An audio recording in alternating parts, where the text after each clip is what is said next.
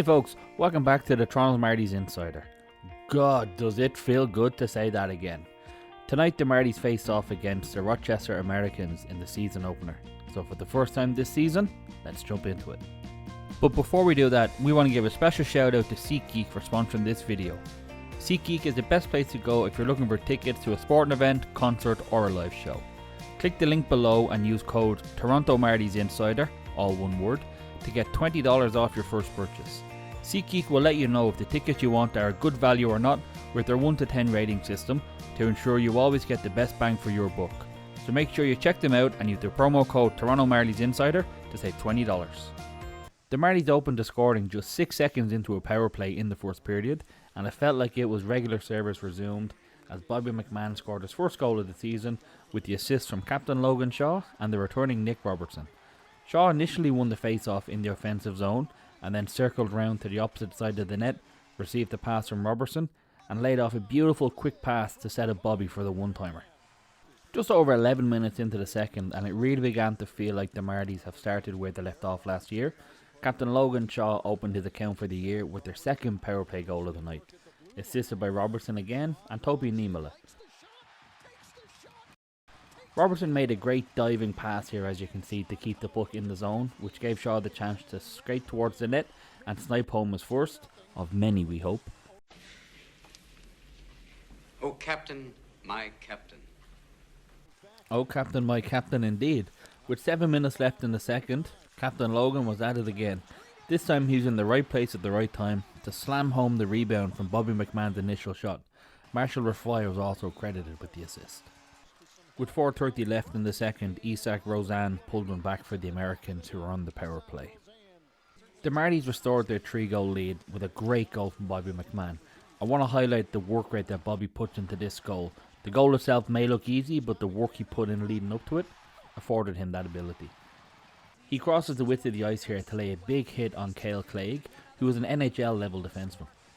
This big hit cleared the path for Bobby to charge the net and get the goal following a great little pass from Nick Abruzzese. Logan Shaw also got the assist on this one. The period ended with the Marlies leading 4-1. The Marlies started the third period in the worst way possible, conceding a goal within the first 2 minutes. Brett Murray somehow managed to sneak the puck past Keith Petrozelli in the Marlies goal from close in, and despite the close attention from the defenseman Max Lajoie, to reduce the deficit to 2. The bad news continued for the Marlies when they conceded again just a couple of minutes later. Alexander Kisakov, who had a great game tonight, struck for the Americans for their second power play goal of the night. The goal was assisted by Michael Mirch and Yuri Kulik. As the period wore on, the Marlies created a couple of chances, but they never really looked like protecting their lead. Nick Robertson in particular did miss a couple of opportunities that he would no doubt have buried last season. Shaw, McMahon, Abruzzese, all the usual Marlies leaders were kind of lacking in this third period, and we didn't create any clear-cut chances. No doubt a worry for coach John Gruden. And all those squandered opportunities came back to haunt the Marlies with 3.5 minutes left in regulation. Jeremy Davies was left all alone on the left-hand side of the fence, but still had plenty to do to beat Petrozelli. He let an absolute snipe go and it flew over the shoulder of Petrozelli into the top corner. We were sitting in our usual seats and were right behind this shot and had a great view of it as it flew into the top corner. Goal of the night for sure, but you have to blame the Marlies for a poor line change as they were ending a power play.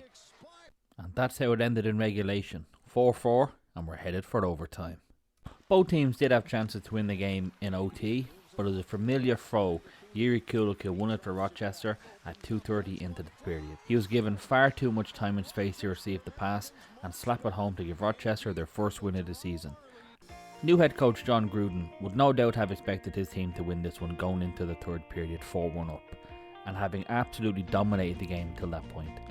But some old issues rose their heads again. We still have this over-reliance on Logan Shaw and Bobby McMahon, and without them, we didn't really pose any threats. It was the first game of the year, and players like Robertson, Abruzzese, Steve, Blandisi, Soloff, the list goes on, have proven that they can score goals in the AHL level, but we will need a big year from all of them if we hope to have a deep playoff run this year. Speaking of our new head coach, here's what he and Bobby McMahon had to say to the media after the game. John, just from your point of view from behind the bench, why do you think the third period unfolded the way that it did? You know what? Without me watching it over again, it was happening quick. They were pinching their D a little bit, and we weren't moving pucks quick enough. And then we were losing those battles, getting hemmed in, and they had a push, and we didn't respond to it until after the timeout for me. So that's a learning experience for our guys. I'm not going to get too caught up in it because it's one game, but it's something we'll have to clean up if we want to be a good team in this league and moving forward. A lot of good things, though. Some things not so perfect. On the positive end, what did you like from the first two periods? Well, we were indecisive with our decisions. We were predictable with our breakouts, with our decision making, and we were making it hard on them. For a team that played last night and a team that had to drive here, we were really putting them on their heels, and we forgot what was giving us that success. And it's a good learning experience. It's nice that we can at least get a point out of it, but it's a lesson's not learned, and if you win, otherwise it's smoke and mirrors. So I'm okay with that being our first game, and it's just something we'll improve on moving forward. Looking specifically at the McMahon, Shaw, Abrazizi line, what impressed you the most? Well, I mean, they're three guys that they play 200 feet. They're not a liability defensively, and then by doing that, they get their offensive chances. So I really like their line. They played with pace. They had confidence. You could see. I tried to get them out there. They almost ended the game on the power play there, and then also 5-on-5. But a lot of good there.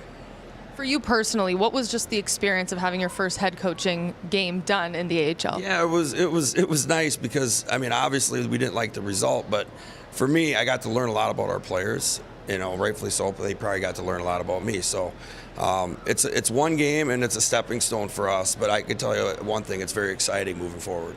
I know you and Seth go way back, college teammates. What's it like playing against him, and are you excited for the next one already? Yeah, I am. I mean, I've known Seth a long time. We grew up in Minnesota, and I played college hockey together. So he's had a good coaching career, and it's always good to see him. He's a good human being, and we spent some time talking before the game, but we still reminisce about a lot of the old times. So it's good. It seemed like there was a lot of physicality that McMahon hit before he scored. I think Lajoie hit a few guys pretty hard. Was that a message that you wanted to implement before? Or? Yeah, well, we always want to make sure that when teams play us, regardless of the outcome, that we are tough to play against. You have to set up physical presence early and often so the other team knows they're in for a long game. It's a good thing that we did do that. So it's a way for us to teach our guys we have to do that for 60 minutes in order to win a hockey game. And what did you think about Rafai stepping in after Slavin got hit in the I got no problem with that. It's a long season, and for him to do that says a lot about his character. With Shaw as captain of the team again this year, with a lot of change in the organization, and that as a constant, how is his leadership rubbing off? It's outstanding. He's very professional. He helps us out too. Like he's a really smart, intelligent hockey player, and he's been nothing but he's been outstanding for us, and I really enjoy having him on the team. Bobby, obviously not the result you guys wanted at the end. From your point of view, why do you think things went wrong in the third? I think it's like that little bit of early season complacency. I think we just felt like we're a little bit better than we were and thought we had the game in hand because we were playing well, we were doing a lot of things right, and then you take your foot off the gas a little bit, and they're a skilled team, and we've seen that the last couple of years. So something that we're going to address and work on. Now, obviously, you have experience playing with guys like Shaw and Abrazizi, but your line comes out really strong tonight. Is it the experience that you've had together or just the types of skill that mesh so well? I think a little bit of both. Always that familiarity helps, but for the most part, I think it's just the compete and the level that we expect from each other, and I think that we always bring it when we know that we're playing together, or hopefully if we're playing with other lines, we can bring those guys up as well, and hopefully we can continue rolling. For you personally, you became healthy again just halfway through camp this year. How excited are you to be able to start the season healthy and explore the opportunity in front of you? Yeah, I think that's huge. Playing healthy is awesome. You're always going to have a little bump and bruise here, but that level of energy is that much higher when you're feeling good and you're not worried about injuries or worried about, is this going to hurt? So for me personally, that's huge. From the first two periods, you guys looked really great out there. What are some things you can take from those two periods and build on? I think just our compete. We wanted to win the game in those first 2 periods, and we showed it.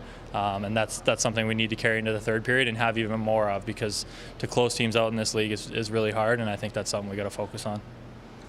Like with your injury, was there any part of you that, when you have an injury like that, was there any part of you that felt, nervous about going back into seeing game action and maybe being uncomfortable with, I don't even know, the injury? Yeah, I mean, it's a fair question. I think you always kind of doubt it a little bit, and that's more when you're first coming back, I think.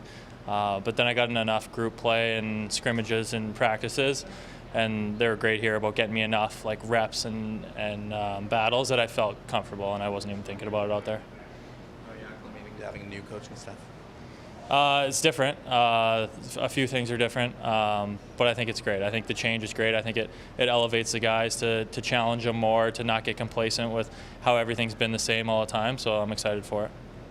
Well, it wasn't the result that we wanted, or to be honest expected, having led 4-1, but my goodness does it feel great to have Marlies hockey back. If you like our coverage, don't forget to like and subscribe. A huge thank you to SeatGeek again for sponsoring this week's video. Make sure you check them out in the description below and use our promo code to save $20. Our next game is tomorrow against the Utica Comets back at the Coliseum. We hope to see you there, but if not, we'll catch you in the next one.